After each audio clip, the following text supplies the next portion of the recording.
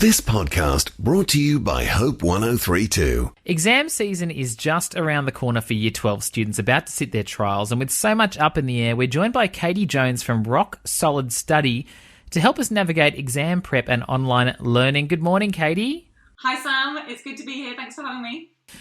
Online learning is a very strange setup and different scenario to a classroom, but I imagine that kids sitting in front of screens all day, stuck inside in their rooms, how can students best avoid burnout? Yeah, I think stress, there was a really good quote about stress, and it is not something that I made up, but when I heard it, I was like, oh, this is so perfect. And it was that stress is not having too much to do. It's not knowing how we're going to get it all done. And I think when students are, having to be more independent and, depending on how schools structure it, I know some schools are very much still like following the school day and everything is like very much in line with that. For other students, they may be, kind of being thrown a whole lot of tasks and it's like, hey, go complete these, and they need to be a lot more independent. So I think a lot around, I don't love the term time management. I know it's a big skill that, a lot of parents want their teenagers to get better at, but I like to call it outcome scheduling. I think we need to know what is it we're going to get done in this time, like what will I have accomplished at the end and how much time am I going to give myself? And school and class times kind of do that for students when they're in the classroom. I think it can be a lot more challenging for students to be able to manage that for themselves. So having those skills in place is a big one. And breaking down those larger tasks, really being able to break things down step by step for themselves. And again, thinking, okay, what do I need to do in order to achieve this? How much time am I going to allow myself? And then scheduling in, like, what is this focused study time? And it really does, of course, need to be focused. We need to get rid of the phone. We need to not be checking, even those things that feel a little bit productive sometimes, like, I'm just going to check my email because there might be something helpful there. We all do it. So there's a lot of those temptations, I think, as well when we're at home. And then, giving that focused time and then taking that break and actually stepping, away from their desk or wherever it is that they've set themselves up to study. For those listening who are parenting procrastinators, is there any advice you can offer? And maybe explain more what a procrastinator is? Yes, perfect. I love this question because I've been in education for over 15 years now. And, again, this isn't just in students, but we see it a lot and it can be frustrating sometimes for teachers or for parents.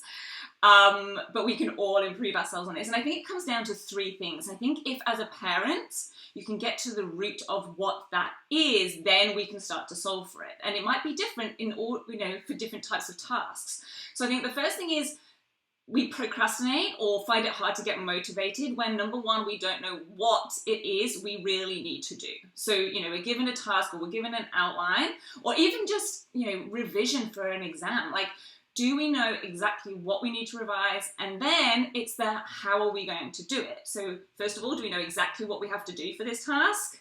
And then secondly, do we know how to do it? So it might be, I know I need to write an essay, but do they really have the skills to be able to chunk down that essay, know how to get the quotes, how to integrate them, whatever it might be. Same with revision. What does that really look like? For a lot of students, it might be reading over notes or rewriting notes, and those aren't the most effective ways to revise, and they're very time consuming in terms of, the payoff that those bring. And then the third one is this really going to pay off for me? And if students have ever had that experience previously of working really hard and then coming out with a result that they're a little disappointed in, whatever that might be for them, and that happens continuously, most likely because they're missing that application part, those skills of showing, like the show, the how do I put this across in the way that meets the criteria and gets me the marks. If they have that happen a few times, eventually, if we're going to be thinking, well, I'm going to put in all this work and it's not necessarily going to pay off or not going to give me the reward or the result that I want, it's very probable that we're not going to feel very motivated or we're going to procrastinate over doing that thing. So I think those are the three things, the what, the how, and then is this going to pay off? And if we can figure out what is the thing that's keeping them stuck, then we can start to, pull that apart and figure out how to get over that hurdle. Something that I think we would all love to know as parents, but especially as students, is ways of being able to study smarter and not harder. Can you give us some hacks for that? Surely you got some. Yes, I do have plenty. But I think what I would start off with saying is I still use it because everyone resonates with it, because it sounds fantastic, the study smart, not smarter phrase. Everyone's like, yeah, brilliant, like that would be great. But I think it can be quite frustrating for students to hear that, because we go, gosh, come on, you just need to study smarter, not harder. They're like, okay, yeah, that sounds great. But they need the how. Like, how do I do that? I want some really tangible skills and strategies to be able to do that. So one of the ones, like I mentioned earlier, would absolutely be about chunking down and breaking down each task into smaller parts and knowing what do I need to do and how am I going to do each part of it. And then giving themselves focused time on a particular task. It's almost like that sort of Pomodoro technique where they give themselves a chunk of time, no distractions, and then you get your break. But then I would say, like, there's really, really specific, slightly more nitty-gritty ones. Like, one of the biggest skills I love teaching students is about command words. Now, all different states call them all different things. I think in New South Wales, they call them directives. And those are what we call cognitive verbs. So getting to grips with, what does it mean if it says describe? What does it mean if it says analyze?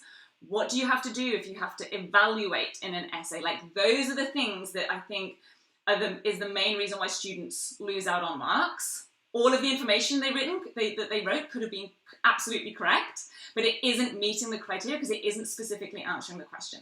So that's one of the biggest skills I love to train students in, is getting to grips with command words. What is it asking you to do? Like, for example, do students really know the difference between explain and analyze?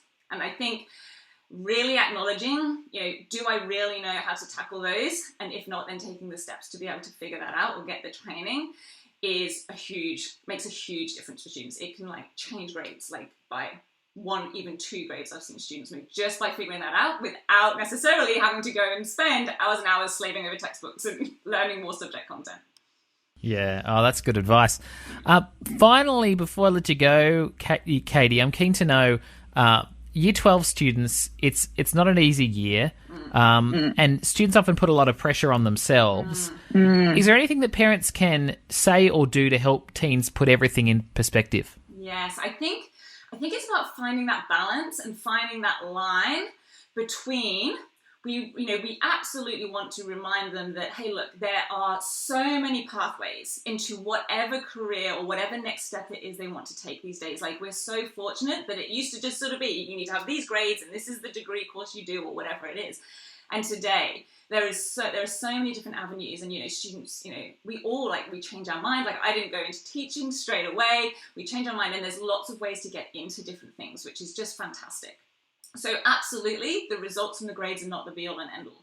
But I think the thing, I think where we do want students to experience the grades that they are after and achieve the goals that they've set for themselves is because we want them to have that feeling of success and the confidence and the self-belief that builds in them, which is so valuable for whatever they're going to do on the next step of their life. So it's also about not dampening that drive. I think it's very deflating for students when, especially those high achievers or the ones that are aspiring for those top marks and top grades, is they kind of go, oh, but how do I get those top few marks? And we sort of say, look, hey, you've already done well. You don't necessarily need to put yourself under that pressure. That's not really what they want to hear. They actually do want to be given the support or the skills or the strategies or the know-how to be able to go for that and really give it their best. So I think it's about trying to find that balance of supporting them, and we can give them the emotional support and the practical support, but also helping see where they are maybe missing a couple of pieces of their particular sort of study puzzle that will help give them the results that they want and that they're after, so that they feel like they also, it's not going to be a disaster if things don't go to plan, but also you really have had the opportunity to show the very best of yourself. Katie Jones from rocksolidstudy.com. So helpful this morning to be able to hear this, and hopefully really inspiring those who are navigating a pretty tricky time with online learning. So thank you so much. Yes, thank you so much. Have a great day.